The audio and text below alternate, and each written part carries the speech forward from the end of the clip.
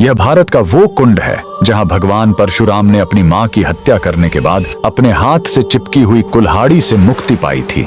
यह कहानी है महान ऋषि जमदग्नि और उनकी पत्नी पतिव्रता रेणुका की। कहते हैं रेणुका हर दिन नदी से कच्चे घड़े में पानी लाती थी और उनके सतीत्व के बल से वह घड़ा टूटता नहीं था। उनके 5 पुत्र थे जिनमें सबसे छोटे थे विष्णु अवतार परशुराम। एक दिन रेणुका ने नदी में कुछ गंधर्वों स्वर्ग के संगीतकार को जल क्रीड़ा करते देखा। उन्हें देखकर एक पल के लिए उनका मन मोह में पड़ गया और उसी क्षण उनके सतीत्व का बल टूटा और कच्चा घड़ा टूट गया। जब वो आश्रम लौटी तो ऋषि जमदग्नि ने अपने योग्य बल से जान लिया कि उनका मन भटक गया था।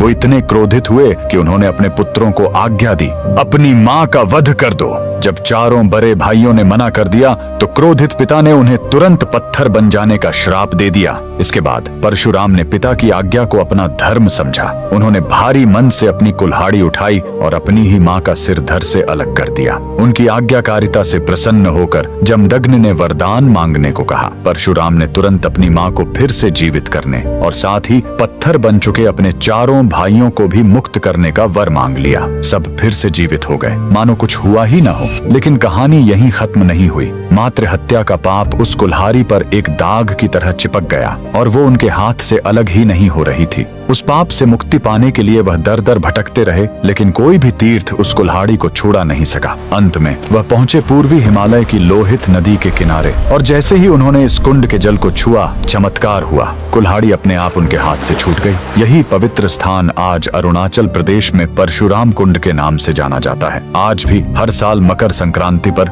हजारों श्रद्धालु यहाँ इस विश्वास के साथ डुबकी लगाने आते हैं कि यह कुंड उनके सारे पापों को धो डालता है, ठीक वैसे ही जैसे इसने स्वयं भगवान परशुराम को पाप मुक्त किया था। भगवान परशुराम को दिल से मानने वाले सभी भक्त कमेंट्स में जय परशुराम जरूर लिखें।